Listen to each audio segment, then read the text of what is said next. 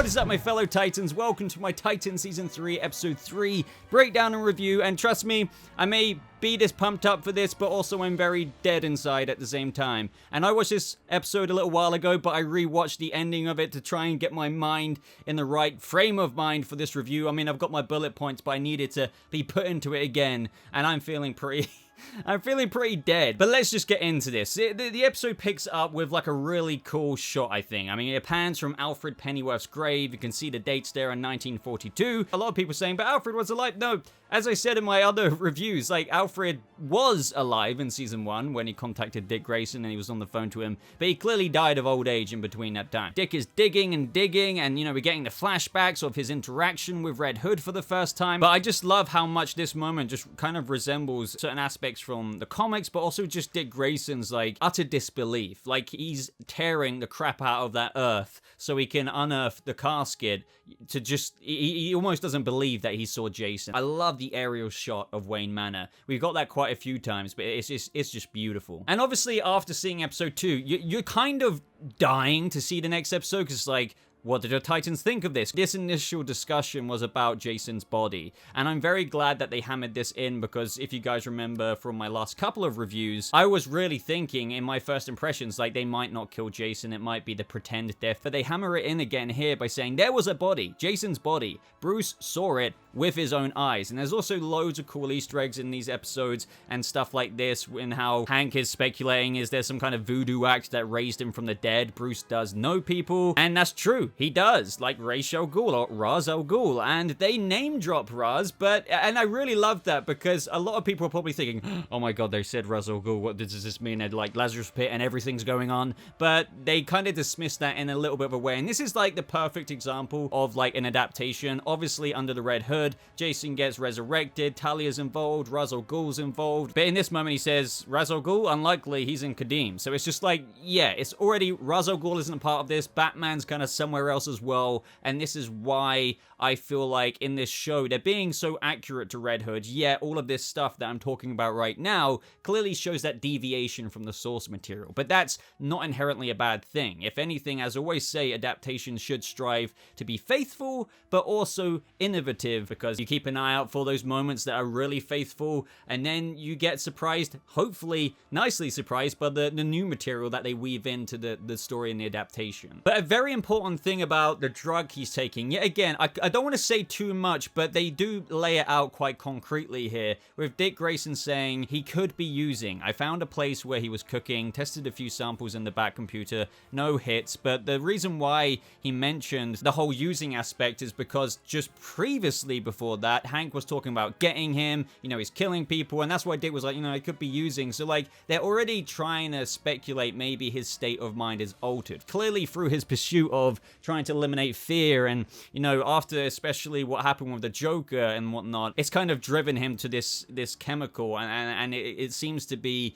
doing something to kind of give him that stimulant kind of boost. Now, clearly in this moment, Hank is quite hot-headed. I do understand both perspectives. I think to some people, like, obviously with what Jason's done, I don't really need to state it again. He's murdered people, and murdered people through proxy of other people blowing up other people. It is messed up stuff. Now, obviously, that doesn't mean you should kill them, and obviously Hank was quite impulsive in this moment, because he only tries to appeal to Jason later on, which is kind of ironic, because he was all about going after him in this moment. But then later on, Hank being Hank, you know, he tries to help people who's had substance abuse problems in the past, and then when Jason rings him as a broken kind of little guy who, you know, needs to be taken under his wing, Hank can't really resist that, and I think that speaks very true to the character. I think a lot of people might say Hank was really dumb this episode, and I will admit to a certain point, even Hank probably knew there was something going on, and he definitely did, but up until a certain point, I think, even though he was really angry at Jason and wanted to take him down when he called in with such vulnerability,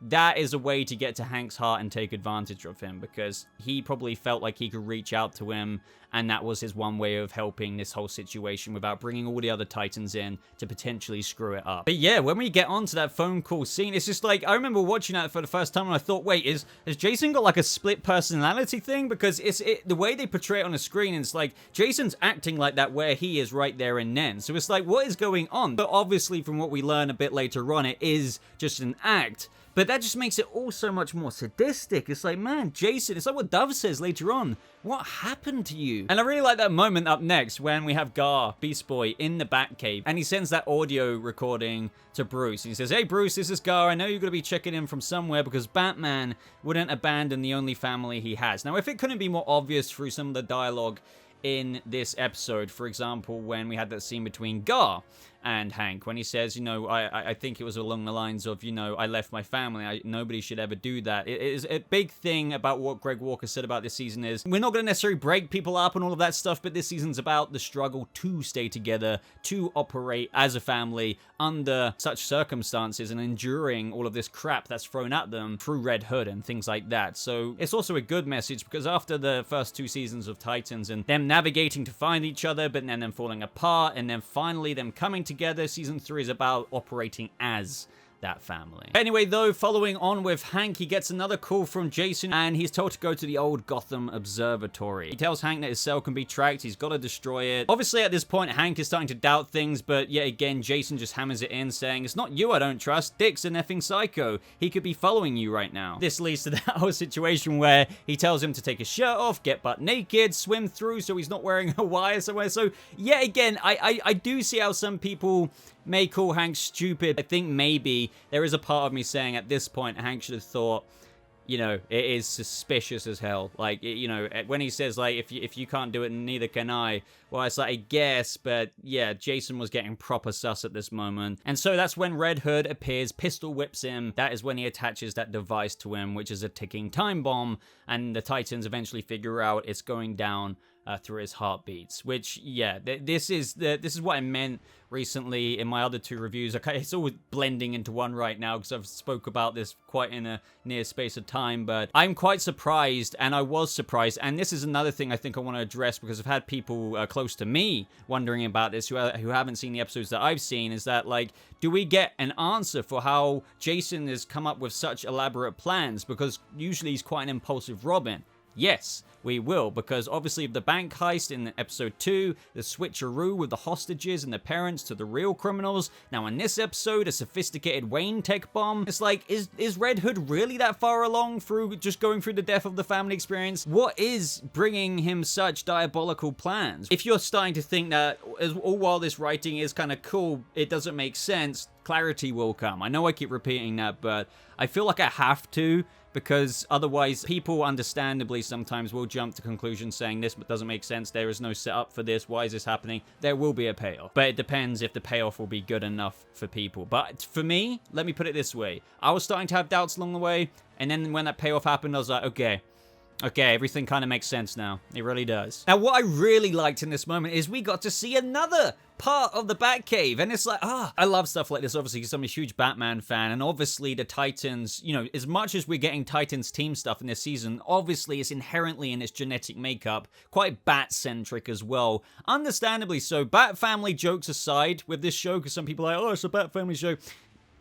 Obviously, the circumstances bring them to Gotham, so there's got to be Bat-centric stuff. Tangent aside, I love how there's another whole area to the Batcave, which has like this cool little operating theater, and you can imagine Alfred trying to help Bruce in certain situations in the past there. And you have to imagine, for example, this picture I'm showing on screen right now where the Batmobile is. This was the original Batcave set. Obviously, they've expanded it. For all we know, this actually might not exist anymore, but I think we're meant to think somewhere there's another room with the Batmobile in it and the Batsuit. But yeah, just a lot of expanded set to the Batcave that I just freaking love. And still, you haven't seen it all yet, trust me. Now, I'm not sure if I've actually mentioned this in my past couple of reviews because we have already seen this, but just gonna mention it again now. I do like how they actually gave Superboy an actual obvious moment when he's using his X-ray vision for where he was explaining to the Titans the situation that they're dealing with in terms of this Wayne tech bomb. Kind of needless to say, this is when the episode really stepped up, because this is like, some people love Hawk and Dove, whether you love or hate them, he's been a Titans member since the beginning.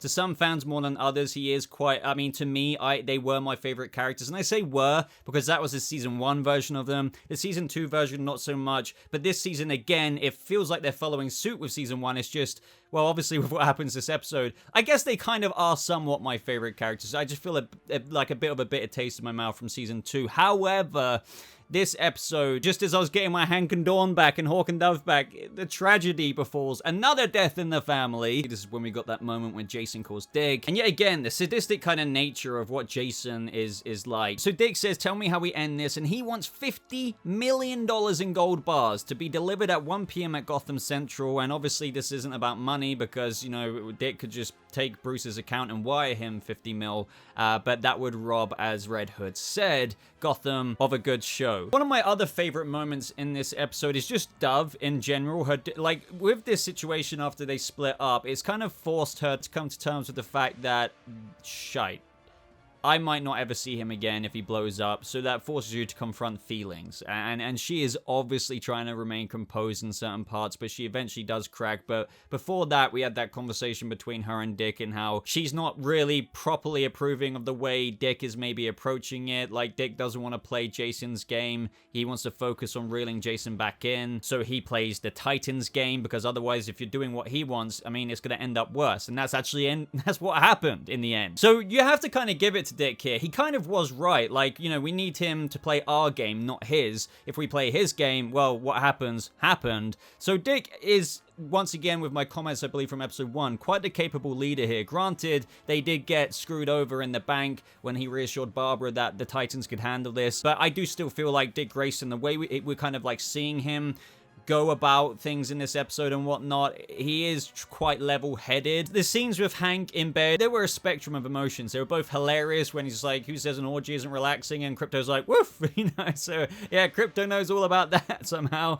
But yeah, I just feel like, you know, initially there's moments that made you smile, there were moments that made you laugh, and then there was moments where I really do feel like Alan Richardson's such a good actor. I think way better than what people give him a lot of credit for, because he comes across this kind of big, kind of hulking vigilante kind of Hank, but he can get very vulnerable. With time ticking, Dick thinks to go to Scarecrow because obviously he's been set up as his psychological profiler. So Dick goes to Arkham, brings him an eighth of Lemon Lyric, high-grade sativa back crossed with Blue Dream. It's good shit, or so I'm told. So Scarecrow has got his goodies, so he's willing to help. Once again, I feel like the Vincent Kartheiser, it was very good in this scene. I love the dialogue between Dick and him, and trust me, it still just gets better. Right now, we're just kind of, you're seeing like a Scarecrow kind of like chill, tempered, and you're getting some dialogue here, but yeah, stuff really does elevate. You're not just going to see Scarecrow and then just like, you know, yeah, Dick Grayson, no, you brought me some more weed, cool. It gets better than that, but clearly, like the discussion where it's like maybe he's looking for a father figure to fill the void, or to replace a daddy he's been rebelling against. That search for daddy now, it's going to affect everything, how he fights, why he fights, meaning that he's in a battle with his father, so he's going to use the weapons of his father. The abused becomes the abuser, and I kind of really like that, because it's like, you know, as I say, as much as Batman's kind of been written out of this story, because there is some angst against Batman here for Jason, of course, but that's not like that's exact reason, the sole reason, like traditionally the Under the Red Hood storyline is all about, but clearly like it's still being weaved in through even little lines like this. So back at the Batcave, they find out under the Wayne Tech devices that there is the bomb specs for this prototype. So some people I think were already mentioning, saying why, you know, you would have thought for a device like this, you know, you would think there would already be schematics or something for just already not blowing up. My only comic book logic there, just to be fair to this, and normally I am quite critical of like nitpicks like this, is just they did say prototype, so I suppose if it's at the prototype level, I give it some slack of maybe they just haven't got like the automatic deactivation things there. Superboy reads very, very fast, kind of learns all about it. And Dick Grayson in this moment, I was kind of iffy on this, but at the end of the day, he didn't have too much else up his sleeve. And he was working on a plan B, but he kind of put it all on Superboy in this moment to say, I need you to build a deactivator using these blueprints. I felt awful for him because imagine having that responsibility to save one. And not only that, I know he's a bit more mature than the mental age of a toddler that was established last season. He's clearly probably read a crap ton because obviously he knew quite a bit about the anatomy of Hank earlier. But I still feel like bad for Superboy because there's a lot of pressure. However, that wasn't the only thing Dick was doing, obviously. In the meantime, he was trying to do it his way, not play it Jason's way, and that kind of led to that whole alleyway scene with Dove, Nightwing, and Red Hood. Obviously, Superboy was the thing working on it in the background. But I guess, in terms of Dick Grayson's eyes, what else can he instruct anyone to do? So I probably would do the same thing. Superboy, you work on this. And in the meantime, I'm just going to try and scuffle everything else together that I possibly can. I was also very pleasantly surprised that they chose to put Corey going to the GCPD with Barbara. That was a very deliberate move because they could have just had Dick. I thought their interactions were quite cool. It wasn't standoffish. I mean, I guess it was in a way, but like obviously Barbara wasn't too happy about the way the Titans cocked up. So she was like, you know, I'm not in a giving mood. But Corey just got her claws out just like, yeah, but Hank's got a bomb attached to him. I'm not asking. And Barbara's like, okay. But there was huge things, and seeds are now starting to blossom in terms of that larger context that I really want you guys to find out about. So, we get to see some CCTV of the morgue. And as you guys know, if you've been watching my 3 reviews, well, this is the 3rd one, I've been dead fascinated, no pun intended there, with the actual death of Jason, because as I said to you guys, I was very confident that they wouldn't actually kill him. But lo and behold, they do find a guy with like wearing that baseball hat with that little logo wheeling Jason's body out back. Now, the side camera, of course, was out, but also in this moment, by the way, Corey's powers just activate, and you can clearly see, like, what happens to her. Like, just suddenly looks around, and then she comes to. So, obviously, somebody kind of, like, something or somebody went through her to kind of look around and see, and then she snapped out of it. I mean, it's very lucky that she didn't go on the massive rage like she has before. I mean, because that could have been very, very bad. And imagine that in the GCPD. But luckily, it only lasted like 2 seconds. But obviously, they're trinking along Corey's storyline amidst all of this. But obviously, the biggest takeaway from this scene, other than that, was the baseball guy, who had plenty of time to take Jason's body out of the morgue. If I remember correctly, that is as far as we get in this episode in terms of the mystery of Jason's, you know, how he got brought back and the body being wheeled out. So yeah, definitely keep an eye out on this stuff. Obviously, I can't speculate too much about it because I know exactly what's happening, but all we know, Jason's body was in the morgue. I mean, we saw Bruce say that he was dead and it got wheeled out. By who? We know, Cyrus Blake, that guy who got thrown on top of Dick's car later. But who was behind that? What's the bigger picture here? Who's orchestrating all this? How did Jason come back? As I said, though, I would revisit some of those touching scenes we got with Hank in his bed, or Alfred's bed, or whoever's bed this was. I also like how he took the piss out of Alfred's accent a little bit. There was a lot of, Hank's a good Joker. But in this moment, it really did break my heart because, you know, clearly they still love each other. They ended their relationship. But whether or not Dove was moving on with that stockbroker or whoever it was in some way or another, Hank still always loved her. What got me such a big fan of Hawk and Dove, and I know not everybody feels about this, but those who do totally know where I'm coming from. Their character exploration in that first or second episode of Titans and how that unfolded in that flashbacks and all the other stuff they gave them in season 1, there was such a strong response to that for a reason. So when they kind of touch in on that just a little bit again, and I know it gets snuffed away from us with Hank's death, so this is what I meant by it's bittersweet, me getting back the Hawk and Dove I kind of love. This scene was really, really cool. I do admit, though, it did annoy me a bit when Hank got her on top of him, started undressing her, and I was like, this isn't going to help slow your heart rate, dude. But also, this moment's very important because it gets Dove really in touch with those emotions to propel her forward to do what she did. Obviously, a Titan robbing gold bars with those poor security guards getting knocked out the way they did is bad, but I think we would all be willing to do anything for the person we love in those situations. I mean, this is what Red Hood does, so far at least, manipulating the people, the parents of the children. They're willing to do anything. I think we can all sympathize and understand where Dove was coming from when she did these actions. But anyway, amongst various scenes of Superboy working super hard when there's like 1.5 million different variations to get this right with a 0% because that's what he needed to achieve to match it to Hank, it's a lot of pressure. It really is, but I do like how this kind of appeals to the Lex Luthor side, if you know what I mean, through the engineering and understanding that Lex Luthor has. And yet again, I still do hope they get into a bit more of that. But moving onwards, the Central Bank of Gotham, 12:58, the car arrives, and that is when Dove goes ham on them. And that's when we hear Jason, or shall I say now Red Hood, say, "I'm sure Hank will be proud. Come alone or the party's over." We see that little Red Hood mask sat there with Cyrus Blake, or Blake Cyrus Blake, which way round was it? Either way. But this is what I mean. Jason in that moment just stamps on the floor, and that's not the Jason we know. Think about it. It's not. It's just not. He's that much. I mean, I was about to say he's not that much of a dick. I mean, he is right now. But clearly, there's something that we're still not seeing in all of these 3 episodes.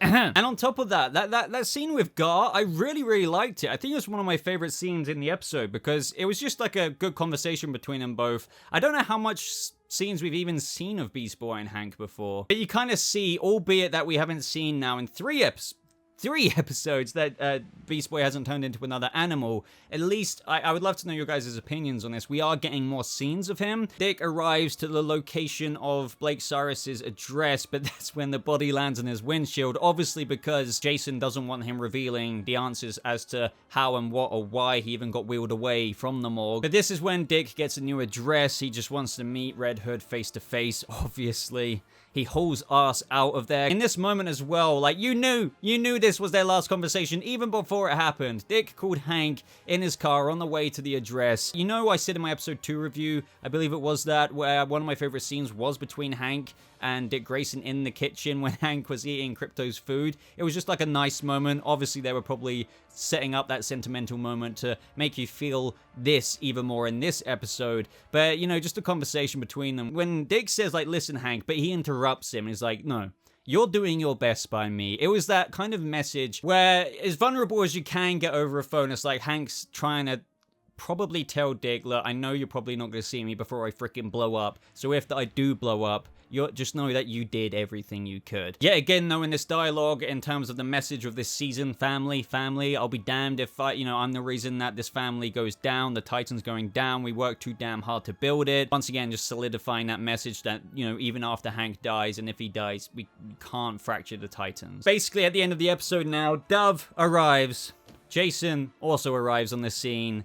And he says as well, like, just to kind of, solidify where his mental state is at, if we couldn't freaking tell already, I'm not Jason anymore. He's Red Hood. But as we all know, it's a whole switcheroo situation. I'll be interested to know, by the way, include in your comments if you've even got this far in the video, if you started to suss out that it would have been like a double switch and how Dove actually had the activator. Did you know that already? I think one thing we all have to agree on here, but I know not everyone does agree, but I don't understand. Like, Curran Walters, his performance in this episode once again was stellar. I not only with the sadistic acting scenes he did to Hank earlier on, but then here he is just outright owning his sadism. It's like, yeah, you have to kill me if you want him to live. This climax of the episode was really strong, and once again, I think hopefully turned a lot of people on to this season of Titans. No wonder, and as I said, I think in my earlier reviews, no wonder they released the first 3 episodes, because they wanted you to get to this point, to get that kind of taste of the stakes of this season, and that the gloves are off. We're not really messing around. But this is when she starts to raise the gun, and luckily Nightwing comes in with another wingding, and we get a proper good look at it. But obviously Dawn is put into such a predicament. It's like, think about it. Looking at your watch, your girlfriend or whoever dear to you, your mother, your father, think about the person you care most in life, is about to die. What do? And then imagine being the one to actually cause it. How is Red Hood gonna come back from this? Superboy is obviously so close. Yet again, it cuts back to Hank saying, "Tell Dawn I love her." Hank starts singing. 1%. Superboy is so close. And so Dawn pulls the trigger. But it turns out that she had the detonator. And yeah, Jason is just acting like such a... I would say more, but because of demonetization. The explosion echoes throughout Wayne Manor, and Superboy gets there in super speed, but obviously stops, engulfed in flame. But what crushed me is just seeing Superboy, as I said, the responsibility. I don't need to repeat myself there, but also Crypto just walking out like that. Obviously, that didn't hurt him. He's like the dog of steel, if you will, so he was fine, but his head was hung low. But it's nice to know that Crypto was right with him as he got obliterated. And I want to say something about Hank's death in terms of what we've seen behind the scenes, and stay around for that. What I do want to say is speculation, but I do want to offer a spoiler warning as of when it comes to that.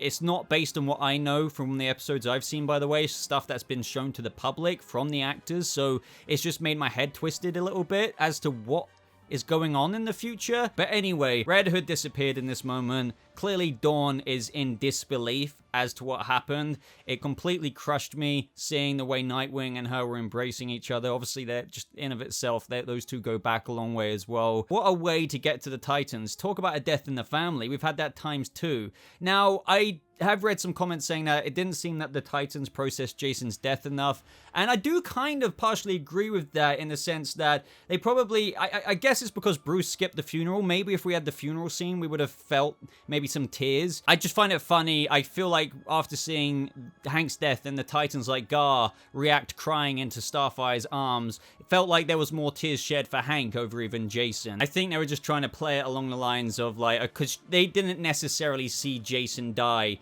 the way Gar saw him blow into pieces on that screen. Like, it's a bit different. I'm not trying to defend the writers here because I do agree maybe they should have shown a little bit more of the Titans suffering other than just a bit of sad faces in the first couple of episodes. But it is a little bit different when you see, and the stakes were high in this episode of trying to save Hank, then bang, you think you got it, and then Jesus. Like, it's a messed up situation that the Red Hood put them through this episode. I know some people, maybe the ship has already sailed for Hank and Dawn, but I still really liked them. Like, I am a sucker for vigilantes. I really am. Their potential was back again this season to like the potential they had in season 1 that we all enjoyed. It's just bittersweet, as I said, because he's gone now. And then, you know, the credits music as well. I think that was the first time in a long time that I've let the full credits roll. Very quickly, future me, I totally forgot to mention what I said I was going to talk about. So spoiler warning, but as I said, this is stuff that we saw behind the scenes. Connor Leslie posted it to Instagram. Alan Richardson himself,